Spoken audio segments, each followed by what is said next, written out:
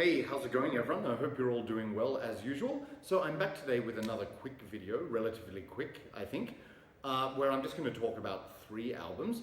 This is going back to my existing CD collection, and what we're doing is rounding off artists beginning with the letter L. So if you've been watching this series, you'll know that in my last existing CD collection video I spoke about Lividity and Lord Gore, and so today this is finishing off the letter L. So 3 albums and 3 different bands as well. And just to give you an indication as to whether this video is for you or not, it's all extreme stuff. So we have some black metal and dark ambient. So hopefully you'll be able to tell if this video appeals to you. But yes, regarding the Lividity and Lord Gore video, that one got restricted, I think, because of the offensive content of the lyrics and artwork of those albums. But as I mentioned in that video, that's just music. So that's the reason for liking it anyway. But hopefully you got to watch that video. But today's one, yep, we will just get started on that. So the last artist I spoke about was Lord Gore. We're continuing with Lord here. This is Lord KAOS with Thorns of Impurity. Okay, so if you are not familiar, Lord KAOS are a black metal band from Sydney, Australia, which was very popular and I think the most active in the 90s. I'm not sure how well known they are internationally, but the sort of link, the common thread to this band is that the guitarist and one of the main members in this band is Astanu, who was obviously later joined the Norwegian band Dimmu Borgir and also Covenant. He played in those bands, but actually he's I think from Sydney. Yeah, so Astanu is in this band, and yeah, so this was an Australian black metal band, most prolific in the 90s, I think, and then I've just seen on Instagram they've recently reunited and they're working on new music, which is cool.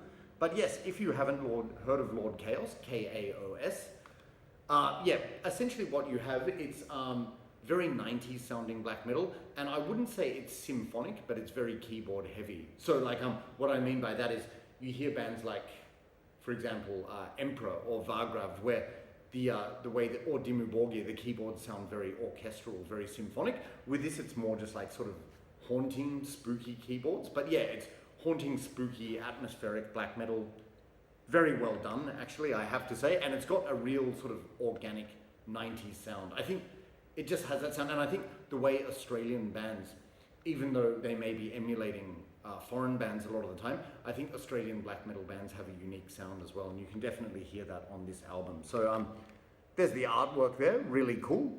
And what you have here is 9 tracks of, yeah, just keyboard saturated black metal, but you can still hear the riffs really well. Often the riffs just stand on their own, so the keyboards aren't going the whole time like Emperor. And in addition to that, there's a variety of tempos. So like they often have some sort of like galloping or catchy or mid-pace sections, which are really easy to tap along to get into, but they also have the fast, frantic riffs and the blast beat sections, much like Emperor in that sense as well. But just their keyboard style is unique, I would say. But so while they don't sound like Emperor or Dimmu Borgir, I think if you like those bands, you will probably enjoy this too. So yeah, 9 tracks and they're all really, really good. Like it's very good background music, and I don't mean that in an insulting way. It's just, I can play this on repeat, as I have been doing this weekend, and I really enjoy it. So all 9 tracks are excellent, but probably my favorite tracks on this are track 3, which is Golden Wings on Red Streams of Ocean Lightning, so that's quite a long title, in addition to Dark Tower of Immolation, that's track 5, and track 8, In the Icy Realm. And the reason why they're my 3 favorite tracks is because of the fact that the keyboard melodies are so catchy, and so are the paces and rhythms of the songs, so a lot of sort of mid-pace galloping sections. But the whole album is just excellent. I'll just show you, there's the disc there, so you can see the logo properly. Yep, and I'll show you the booklet. This is very visually appealing. Like I said, I really love that artwork. Just so old school and 90s, very black metal. And show you the booklet. So they have a nice colorful booklet showing colorful photos of all band members.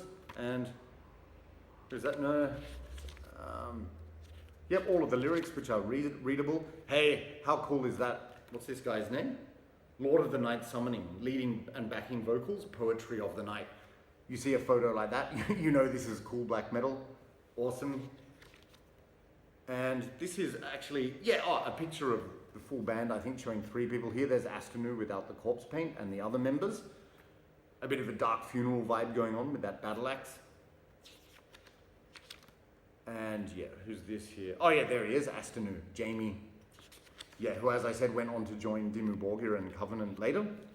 But yeah, really good stuff. If you just like old school 90s second wave black metal with a lot of keyboards and a lot of atmosphere, you'll really like this. So, like I said, while they don't sound exactly like Emperor or Dimmu Borgir, if you like those bands, you'll probably like this. In addition to, I would also recommend this to fans of bands like Ancient from Norway and also Old Man's Child from Norway. So that kind of stuff, you'll love this. Check them out. That's Lord KAOS with Thorns of Impurity. Oh, and you'll see this price tag. It says $16 Beat Disc Records. That's a record shop in Parramatta, Sydney. So Parramatta is a suburb in the western suburbs where metal music has always had a really big following. And so for quite a while, I worked out that way, and I used to always go into Beat Disc at lunchtime to, just check it out. And it was just a normal music shop, but because it was the western suburbs, they always had a metal section. So I picked up a few albums there, including this one. So cool. Thanks, Beat Disc. That's Lord KAOS with Thorns of Impurity. All right, coming up next, we have another black metal album now. Okay, this time from Ukraine. This is LUCIFUGUM with Instinct Prevalence. So I think, or Prevalence, however you want to say it. I think I may have mentioned this in some contest threads or something, but I've never spoken about it in much detail. But LUCIFUGUM, yes, Ukrainian band, and they have a connection to Nocturnal Mortem. I think some of the members from, the Nocturnal Mortem are probably the most famous Ukrainian black metal band. They do have some members from there. So who were they? Knyaz Vargoth and also Saturius, is that his name? Yeah, so those 2 members of Nocturnal Mortem are in this band. And this particular album, it's a compilation actually, so it consists of 2 demos. So the first one entitled Path of Wolf with 5 tracks, and the other demo entitled Fire of Hatred for Sky, released by Dark Horizon Records in the US. Yeah, so this actually sounds a bit different to Nocturnal Mortem. So, Nocturnal Mortem is sort of like symphonic, folky Ukrainian black metal. This is not as folky, I would say. It's more sort of just straightforward black metal, but still really good, really atmospheric. And they do use the keyboards as well in this band. And the way the keyboards are used, it's to mimic string instruments, a lot like violins, that kind of thing. So it does have a kind of classical orchestral sound, but it's also really raw black metal. So with the 2 demos, I think I'll describe them separately. So Path of Wolf, it's a fantastic demo. That's just sort of like atmospheric black metal using these string-oriented keyboards to lift the atmosphere. And it has a very sort of Eastern European sound. And that might sound flippant or silly, but what I'm saying is you can tell this is not a Scandinavian band, just from the melodies. So it's got that really Eastern European vibe, much like Nocturnal Mortem as well. The only thing with this Path of Wolf demo is that production is fucking horrible. It sounds like it was recorded in a toilet or a dungeon or something, like very muffled, so the sound keeps coming in and out, which I really hate. Now, I'm hoping that they did that out of necessity rather than deliberately, because yes, in the beginning, bands like Bathory and Dark Throne, their recordings were very raw because they just had those 4 tracks in their bedroom, not a big budget to work with. But then it sort of became a trend for bands to sound deliberately bad. You don't need to do that. If you can get good production, I would suggest getting it. But anyway, raw production is not that bad, but I just hate when it's done deliberately. But anyway, yeah, the first song, On Search of My Soul, brilliant song, but it just muffles in and out with the sound. But nevertheless, you can hear some great tunes. The keyboards are fantastic, and I really like in that song the first breakdown with the keyboards. It just sounds so Eastern European and atmospheric. It's absolutely brilliant. And then also Bringing by Rain has some very sort of melancholic string instrument oriented keyboards, which are fantastic.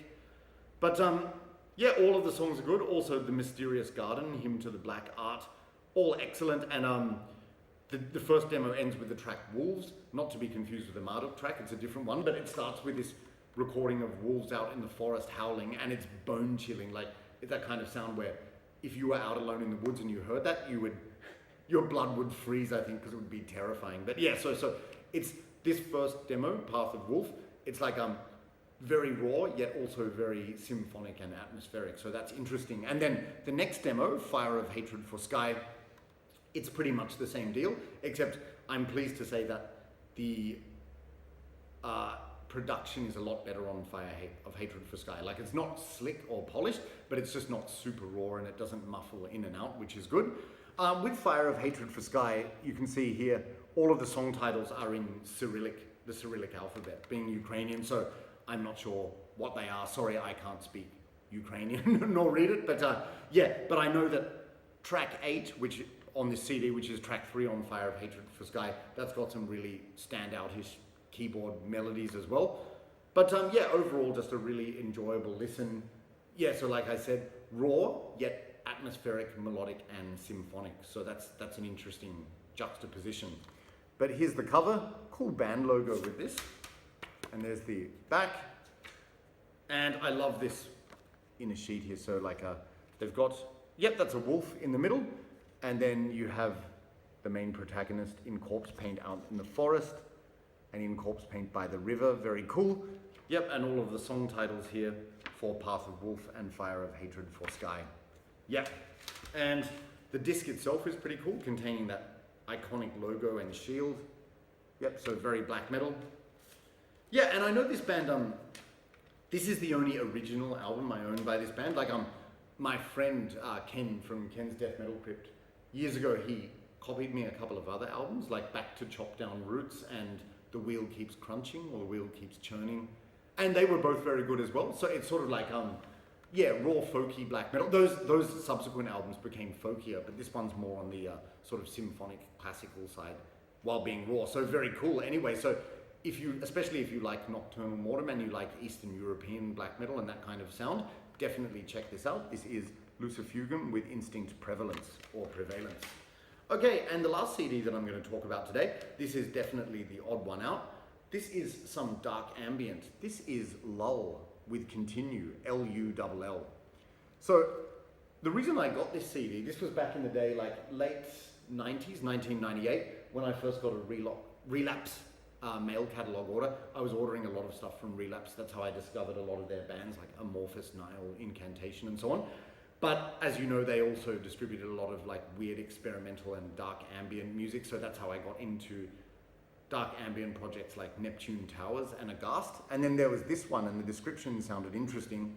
So I just decided to pick it up. And thankfully with Relapse, they always very eloquently describe the music they market. So this might be easier for me to just read out so I don't ramble on. But it says, okay, first of all, this is a project from Mick Harris, who was the original drummer of Napalm Death. So godfather of the blast beat. But yeah, on this album, he's doing experimental, minimalist, dark ambient music. So it's a lot more minimalist than something such as Neptune Towers or Aghast. But it says here, so the album's called Continue, and it says, LULL continues with one 62-minute cavernous soundscape composed of spacious drifts and dense rumbling drones. Mick Harris, scorned Napalm Death painkiller, continues his multi-genre something with foreboding dark ambience. Shit. Just a moment, I'm gonna get the magnifying glass because I feel like a twat when I can't read this out. I actually can read, but I would like to read you the description eloquently.